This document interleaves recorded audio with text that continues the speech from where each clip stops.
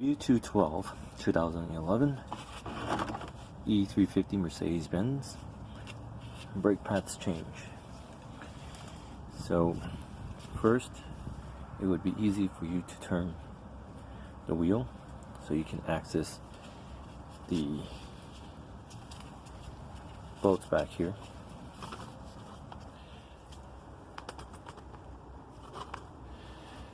First thing that you would do is to take this caliper, this pin off, and just pull it outwards.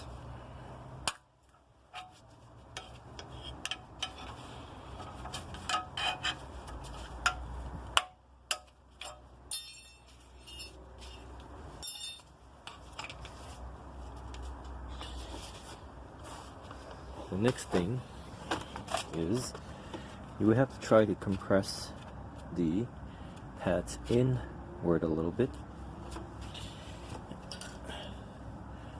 You want to get it loose so it'll come off.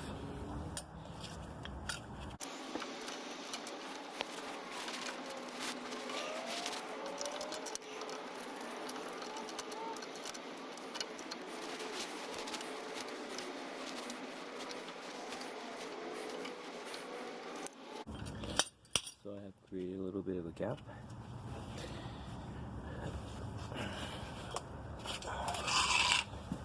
Which my pliers are not that great, so try and get in there and create more of a gap in between your disc and the pad.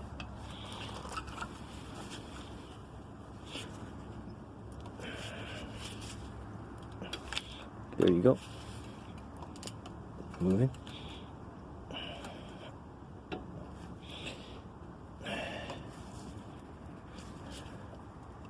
Trying to move the piston. Now,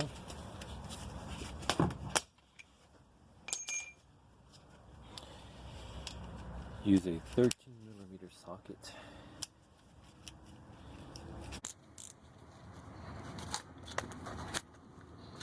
To remove the caliper carrier, there are two bolts back here. They're not very tight. I think on the internet some people put down 130 Newton meters. I think that's wrong. It's a 13mm bolt, and I don't believe that 13mm bolt you will have 90 foot-pounds of torque, or is it 95?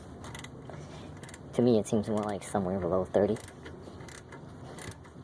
So I'm just going to do 19 or 20 when I put it back on.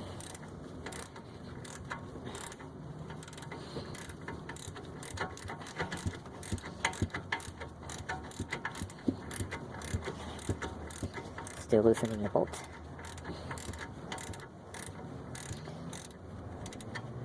Okay. Got it off. So I guess depends on the brand of pads that you would buy. The one I got was Paget, and they come with new bolts. They want you to have new bolts on because these bolts do stretch. Okay.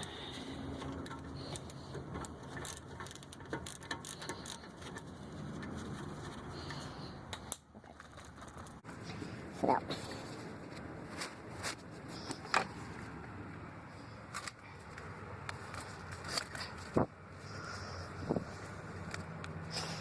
So you can see, I'm not going to resurface these. Next time I replace it, I'm just going to take the replace the rotor. Now I'm just replacing the pad this time.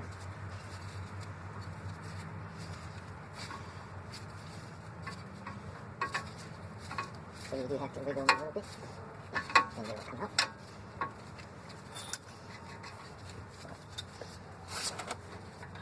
While I have the pad on, I want to push the caliper back in as far as possible.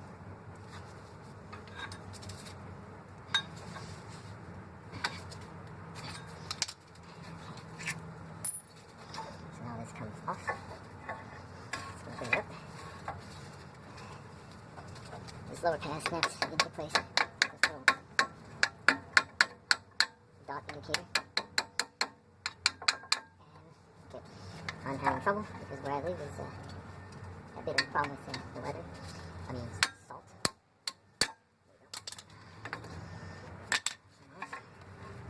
And the next one, the inside one.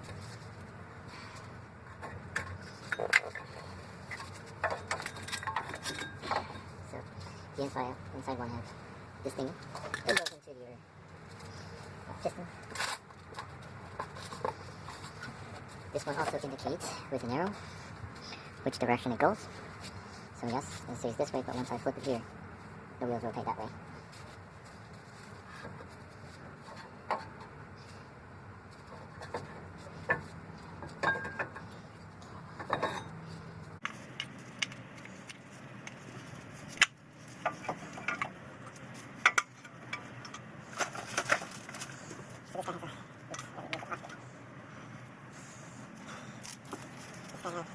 Notch here, locator, and we'll put it in here.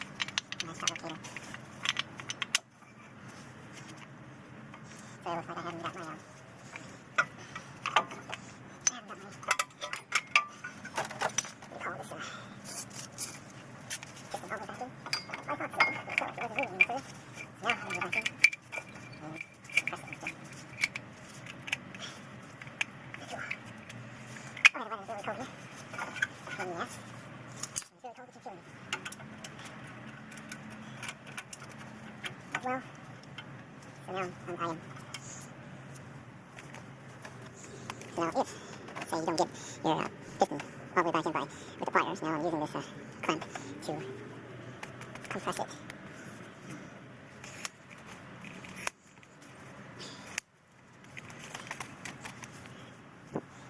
Sorry, the light is going down here, so it's hard to see. Sun is setting in.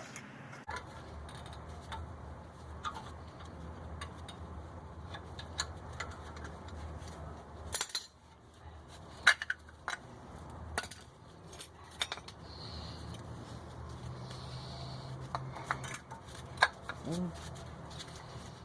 back to this side. Okay. Now the shape is hooked, this notch here, it will sit on your caliper. There's a rest there. There's a notch.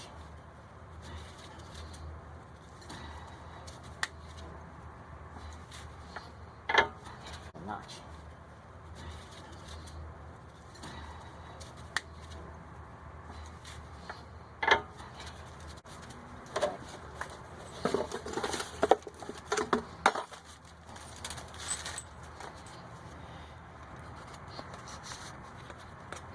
So for me, it came with new bolts.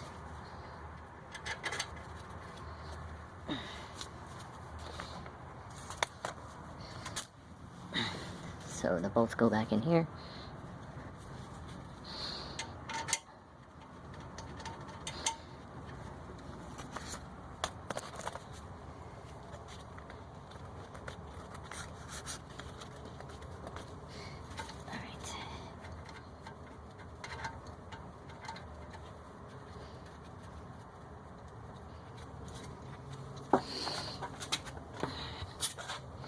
So,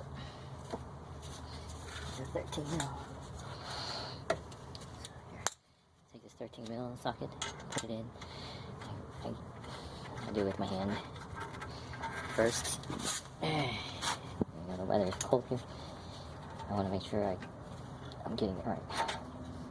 Yeah, it is a taper bolt, so once I have it threaded, I will be safe.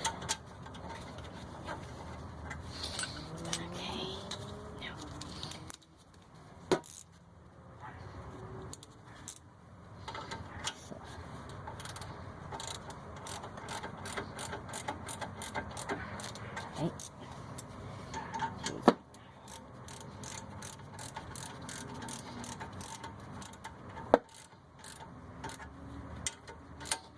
Just tighten it down with your wrist first.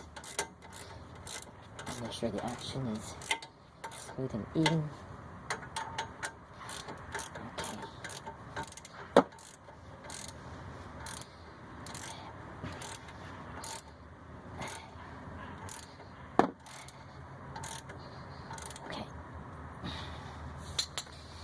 Now, the hard part is the retainer. So this retainer, what you want to do is, this here thing needs to go into the hole. So here comes the more important part about the last important part is reinstalling the retainer. It takes a lot of effort to get it in. However, it's very easy if you use a C-clamp.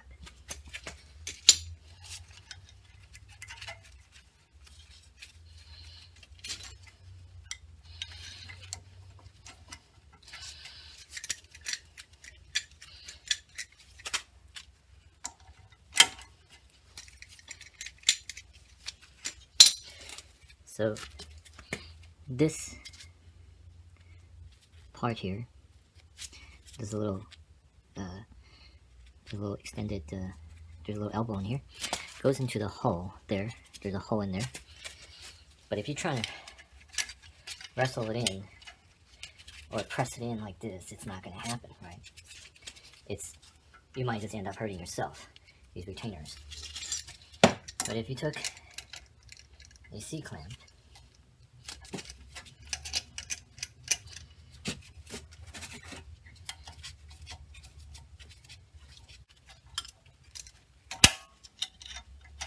as you can see, it's not easy to get it in there.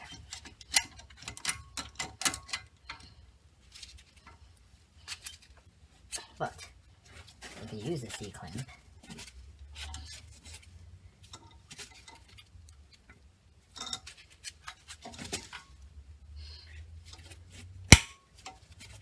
you can get the retainer in there.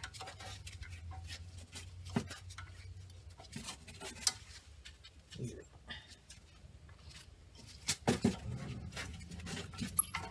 There you go. So when you take the C-clamp, you pull this in all the way, and once you release it out, that little elbow will notch into the socket, the little hole in there. So that's the trick of getting this in there. And if you live where really cold weather that I live in, you will know it's very difficult. And what I would, when your hands are freezing and your brain can't really think, I've got like 15 degrees here. So doing this type of stuff in that kind of temperature, you're more than likely to hurt yourself or cut yourself. So always wear a glove. And these retainers, if they come off the wrong way, they spring very hard, they can cut you. So it's smart to, let's say, use a clamp to put that back, and don't try to force it back. And also, if you live where I live, have salt, I had a hell of a time getting the wheel off the hub. Now, always put some NTCs where the wheel will touch the hub and where the bolts will thread in. And there you go. Now just button it up and we're good to go.